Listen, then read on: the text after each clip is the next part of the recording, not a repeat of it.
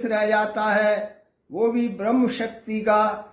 वह उसे लेकर के और उछल करके लक्ष्मण के सामने जाता है और कहता है, अब तक मैं खेल खिलाता था, तुमको अब खा जाने की बारी है। इस शक्तिवान का रूप धार आ पहुंची मृत्यु तुम्हारी है। हे लक्ष्मण, अभी तक मैं तुमको खेल खिला रहा था, लेकिन अब तुमको मारने का समय आ गया है। ये शक्तिवान साक्षात तुम्हारी मृत्यु के समान है। यह ब्रह्म शक्ति है ब्रह्मा की, जो देवलोक से पाई थी। जिस समय इंद्र को जीता था, उस समय हाथ में आई थी।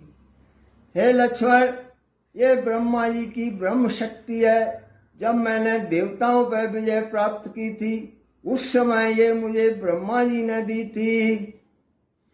इसका मारा बेशुद्ध होता, दिन उते प्राण गंवाता है। जो ही है तन पर पड़ती है, तन मृतक तुल्य हो जाता है।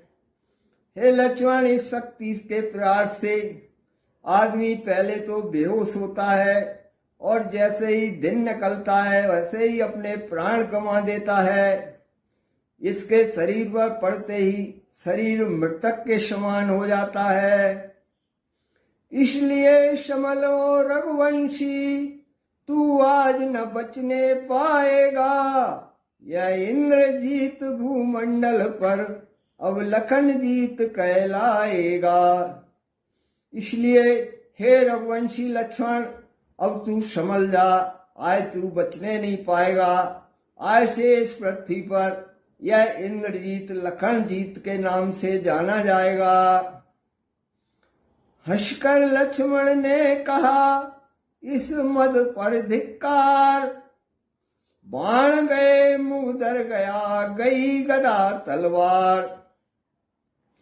तब लक्ष्मण जी कहते हैं कि तुझे धिक्कार है, तेरे सभी बाण हार गए, मुगदर हार गए और गदा भी हार गए।